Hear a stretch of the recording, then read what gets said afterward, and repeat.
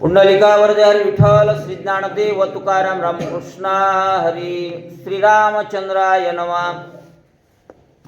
पंचवटी गंगा तटी श्रीराम सुखावे देखोनी दृष्टी सुखावली सीता गोरटे आल्हाद पोटी सोमित्रा। प्रभु रामचंद्र भगवान की जय। लोकाभिरामं रणरंगधीरं राजीव नेत्रं रघुवंशनाथं कारुण्यरूपं करुणाकरन्तं श्रीरामचंद्रं शरणं प्रपद्ये। गौरीपुत्र गणेशाला, कौशल्यापुत्र प्रभू रामचंद्रांना, अंजनीपुत्र हनुमंतरायांना साष्टांग दंडवत करतो। शांतीब्रह्म एकनाथ महाराजांना साष्टांग दंडवत करून श्रोते मंडळींना साष्टांग दंडवत करतो। तसेच बदने महाराजांना साष्टांग दंडवत करतो। तुम्हाला श्रोते मंडळीला म्हणले मलाच कसं विसरले आहेत, ज्ञानवृद्ध आहात, त्याकरता साष्टांग दंडवत। कथेचा परिहार आम्हाला वाटते तुम्ही आले म्हणजे तुम्हीच सांगावा, आम्ही ऐकावा, पण तुमच्यासोबत बसण्याचा योग बी लागावा। मग या ठिकाणी सांगतात कथेचा परिहार चालू आहे की आता तुम्ही ऐकलं महाराजाच्या तोंडून सुंदर कथा। सेवक होता पण तो निष्काम सेवक होता, कोणती अपेक्षा नव्हती, आणि म्हणून त्यानं सांगितलं की मी तुमचा निज सेवक आहे, जवळचा सेवक आहे। सेवकामध्ये फरक, बाहेरचा सेवक असला की संकट आलं तर ते म्हणते जाऊ दे आपल्याला काय, पण जवळचा निज सेवक म्हणजे रक्ताचा म्हणण्यापेक्षा एकदम अतिविश्वासू, स्वतःच्या जीवावर उदाहरणारा असा असणारा जटायू पक्षी। माझ्या जीवाचं काही झालं तर चालेल, पण तुमच्या जीवाला धक्का लागू देणार नाही, केसाला धक्का लागू देणार नाही।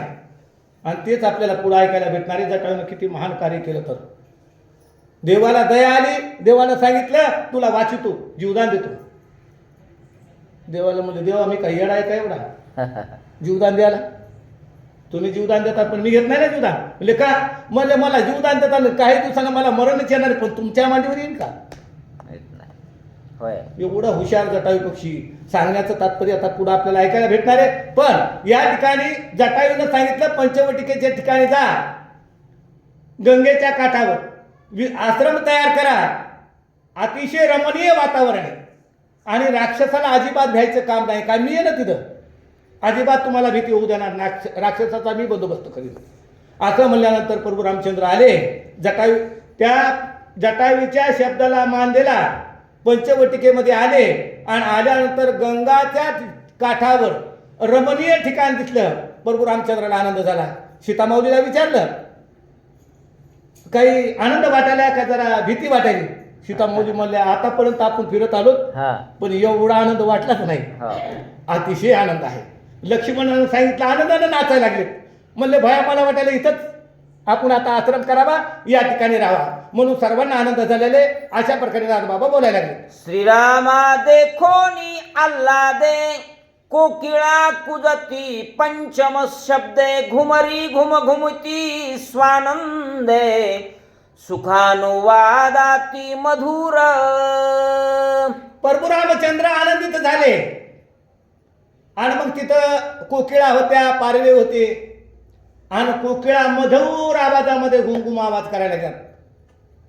पारवे घुमायला लागले, आवाज करायला लागलेत पारवे सुद्धा, सर्व पक्षी सुद्धा, पक्ष्यांना सुद्धा अतिशय आनंद झाला, किलबिल किलबिल करायला सुरुवात केली। असा आनंद चाललेला आहे। श्रीरामा तू तू सीते तू तू धन्य धन्य सुमित्रा तू तू ऐसे कपोत कुजतू पुण्य पुरुषार्थी येवनी। आणि मग आता कपोत म्हणजे कबूतर, आणि कबूतर बोलायला लागले, श्रीरामा तू तू, श्रीरामा तुम्ही तुम्ही। आता स्पष्ट उच्चार येत नसतात ना पक्षाला, आणि आपल्याला स्पष्ट उच्चार येऊन नाव घेऊ वाटत नाही, एवढंच अवघड नाही। विषय विषयाचा परिपाडून गोड परमार्थ लागे करू, आणि करू विषय तो गोडू जीवाशी झाला। मग आता कबूतर बोलायला लागले, रामा तुम्ही तुम्ही इथं आलात, सीतामाऊली तुम्ही आलात, तुम्ही बी आलात। लक्ष्मणाला म्हणाले, लक्ष्मणा तुम्ही बी आलात, तुम्ही बी आलात। म्हणले आता एवढं बोलायला तुम्ही आलात, तुम्ही आलात, मग म्हणजे आम्हाला आनंद झाला ते पक्षी बोलायले, म्हणून आनंद होऊन अशा प्रकारे प्रभू रामचंद्राला बोलायला लागले. स्वतः प्रमाण की परत प्रमाण प्रयोगोपाधीने व्यावर्जित कोण जहद जहलन लक्षणेचे काय प्रयोजन सुख सारिका पण विवादती. आणि म्हणून या ठिकाणी आता सुख सारिका पक्षी आलेले तिथं. सुख म्हणजे पोपट आणि सारिका, हे पोपट त्या ठिकाणी विवाद करायला लागले आणि वेदाचं ज्ञान सांगण्याचा प्रयत्न करायला लागले, वेदामध्ये बोलायला लागले. सर्व पक्षी सुद्धा आश्चर्यचकित झालेले आहेत. जेथे शुक बोले विचक्षण आत्मा येते स्वत प्रमाण तो जहद जगलज्ञेने श्रीराम पूर्ण लक्षावा. आणि पोपट बोलायला सुरुवात केली. अध्यात्मक मधून बोलतात, पहा आत्मा म्हणजे पक्षाचा आत्मा. पक्षी म्हणाले तर आपला आत्मा माहित आहे. आपला आत्मा म्हणजे काय आहे तर, अरे आपला आत्मा म्हणजे राम आहे. रामाचा आत्मा आपला आत्मा एक आहे. जहद अजहद लक्षण तुम्ही ओळखा की जो मनुष्य जन्माला म्हणतो जन्माला आला जन्माला आला, फक्त हे शरीर आहे पण आत्मा मरत बी नाही, अमर आहे. आणि आत्मा जन्मत बी नाही. आत्मा अमर आहे आणि त्याच आत्म्याची ओळख करून घेण्यासाठी प्रयत्न पक्षांना कळाले. आपला आत्मा म्हणजे ब्रह्मा आहोत आपण, आणि ब्रह्म प्रत्यक्ष आपल्याला भेटायला आले. आता ब्रह्म आपण म्हणतो ब्रह्म वेगळे आहे, आणि काही काहीचं तर म्हणणं असते ब्रह्म म्हणजे ब्रह्मदेव. तर ब्रह्मदेव, विष्णू, महेश ह्या सुद्धा देवानंच तयार केलेल्या मूर्ती आहेत. ते देव आहेत पण ब्रह्म नाही. ब्रह्म एक वेगळं आहे. आणि मग हे ब्रह्म वेगळं आहे. मग कृष्ण रामकृष्ण जे आहेत, मग ते पंचमहाभूताचं शरीर वाटतंय आम्हाला. तर आपलं पंचमहाभूताचं शरीर आहे ना, मग तसं पंचमहाभूताचं शरीर आहे. आणि राम आणि लक्ष्मण जन्माला आले असे काही लोक म्हणतात. अवतार घेतला का जन्माला आले? मला अवतार घेतला. पण आपल्याला वाटतंय जन्माला आले, तुमच्या आमच्यासाठी आले, आणि त्यांनाही संसार केला, त्यांनाही दुःख भोगावं लागलं, त्यांनाही सुख भोगावं लागलं. पण आपण जन्माला येतो ते आपलं कर्म घेऊन येतो, पाप पुण्य घेऊन येतो. आणि देव जन्माला येत नाही. देव अवतार घेतात आणि आपल्या पापाचं क्षालन करण्यासाठी येतात, दुष्टाचा संहार करण्यासाठी येतात. आणि म्हणून हे माया रचित माया कार्य, मायाचं कार्य देव अवतार, आणि आपलं कार्य पाप पुण्य अवतार. पाप पुण्य अवतार म्हणता येत नाही, पाप पुण्य. आपला जन्म पाप पुण्यामुळे होतो, आणि देव मात्र अवतार घेतात.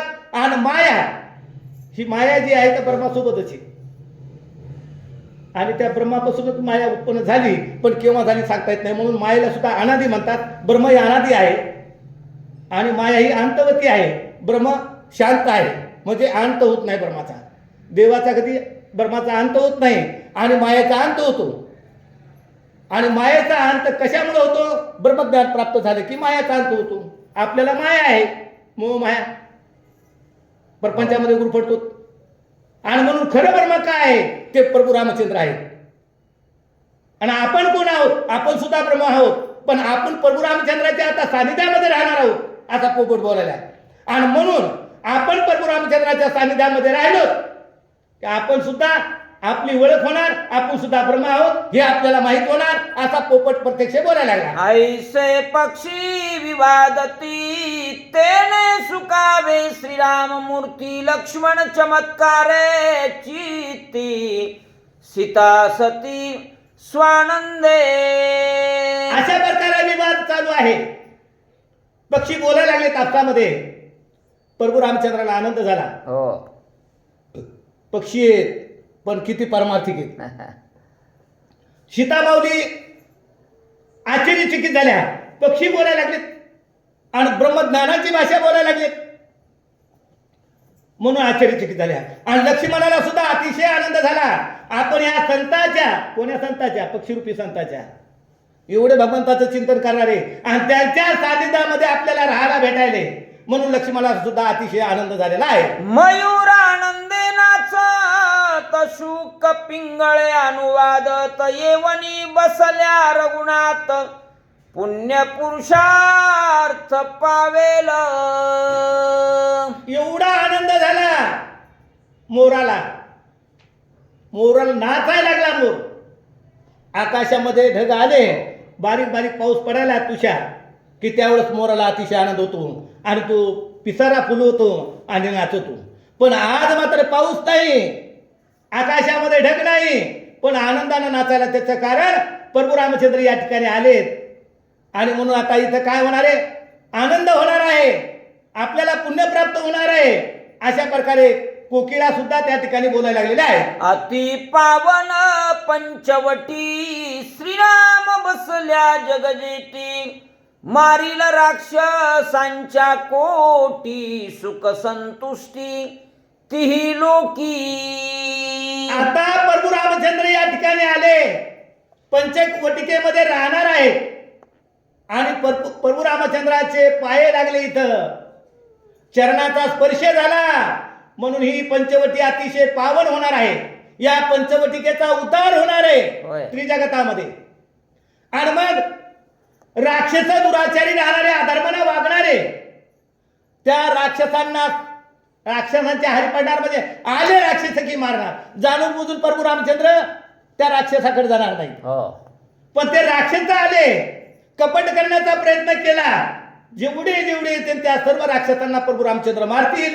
अशा प्रकारे पक्षी बोलायला लागले. ऐकोनी पक्ष्यांचे कुजित संतोषला रघुनाथ सौमित्रासी स्वय सांगत आश्रम येथे निर्मावा. पक्षाची भाषा कळत होती प्रभू रामचंद्राला, आपल्याला नाही कळत पक्षाची भाषा. जे पोपट शिकवला आणि ते बोलायला लागला तेवढीच भाषा आपल्याला कळत. बाकी पक्षाची, किड्या मुंगीची कोणाचीच भाषा कळणार नाही. पण देवाला सर्व भाषा कळत होती. भाषा कळत होती म्हणजे भाषाचं ज्ञान देणारे देव होते आणि त्याच्याकरताच आले होते. आपल्याला काही जास्त विषयांतर करायचं नाही. पण कशासाठी आले तुम्हालाही माहिती आहे. भगवंत प्रभू रामचंद्रानं जे अवतार घेतला दुष्टाचा संहार करण्यासाठी, सज्जनाचं रक्षण करण्यासाठी. आणि म्हणून त्या पक्षाची भाषा सर्वच पक्षाची भाषा कळत होती, झाडांची भाषा कळत होती प्रभू रामचंद्रांना. आणि म्हणून अतिशय आनंद झाला. आणि प्रभू रामचंद्रांना सांगितलं, लक्ष्मण म्हणले, दादा काय आज्ञा आहे तुमची? मला अतिशय आनंद झाला, म्हणून याच ठिकाणी आश्रम तयार कर, अशी आज्ञा प्रभू रामचंद्राने केली. अरुणा वरुणा संगमसार प्राची सरस्वती पवित्र लक्ष्मण सुंदर कपालेश्वर करी सत्वर स्वाश्रम. या ठिकाणी काय झालं? कुठं त्रिवेणी संगम म्हणतात, पण इथं 4 नद्याचा संगम आहे. प्रत्यक्ष महादेवाचं या ठिकाणी अधिष्ठान आहे. त्याच्याकरता इथंच आश्रम तयार करायचा, अशी आज्ञा प्रभू रामचंद्राने केली. गंगा तीर समसुशीळ वृक्ष पुष्पित सफळ मलया निळ सुपरिमळ सुख प्रबळ येवनी. आणि मग इथं काय झाड आहेत, प्रफुल्लित असणारे झाडे, झाडांना फुलं आलेले आहेत, फळं आलेले आहेत. आणि म्हणून इथं आपल्याला मात्र अतिशय आनंद वाटणार आहे, सुख प्राप्त होणार आहे. अशा प्रकारे प्रभू रामचंद्र बोलायला लागले. तू तव निज सखा लक्ष्मण सर्वांगी सुंदर सुलक्षण येथे वसता सुख संपूर्ण करी निर्माण आश्रम. लक्ष्मणा, तू तर माझा सखा आहे, पुन्हा नाव आहे तुझं लक्ष्मण म्हणजे सुलक्षण. असं असणार आहे. सुमित्रेचा मुलगा आहे, कुमित्रेचा नाही. आणि म्हणून तू कसा आहे? माझा सखा आहेस, सुमित्र आहेस. आणि म्हणून या ठिकाणी तू आश्रम तयार कर, आपल्याला इथं अतिशय आनंद होणार आहे. लक्ष्मणाचे शुभ लक्षण नाम नोनेने आपण श्री वंदोनी श्रीरामचरण करे निर्माण आश्रम. आता लक्ष्मण कसे होते? आज्ञेचं पालन करणारे होते. काही काम सांगू द्या, ना न म्हणे लक्ष्मण. नाही हा शब्द त्यांच्या डिक्शनरीत म्हणतात ना, त्या डायरीमध्येच नव्हता. काही सांगितलं की होच, आणि ते कार्य करायचंच. असे असणारे लक्ष्मण आणि लगेच लक्ष्मणाने आज्ञा होकार दिला, दादा आता आश्रम तयार करतो. लगे आश्रम तयार करण्यासाठी तयार झालेले आहेत. यज्ञशाळा, द्विजशाळा, जीवनशाळा, शयनशाळा, निर्मिलिया, पर्णशाळा, ती विशाळा, ऋषीवासा. आता आश्रम तयार केला. मग तिथं काय केलं, आता ब्राह्मण मंडळी येणार आहेत तिथं. मग त्यांना यज्ञ करायचा असला तर पावसामध्ये यज्ञ होणार नाही. मग तिथं काय केलं, पर्णकुटिका तयार केला. मग त्याचं नाव यज्ञशाळा, शयनशाळा, भोजनशाळा, अशा प्रकारे अनेक प्रकारचे वेगळे वेगळे आश्रम तयार केले आणि आनंद त्या ठिकाणी चाललेला आहे. वृंदावने, सुमनवने, शोभताती वने, उपवने, बिल्व स्वस्त, मधुवने, आम्रवने, मगमगित. झाडाचं वर्णन करायला लागलेत की अनेक प्रकारचे झाड आहेत.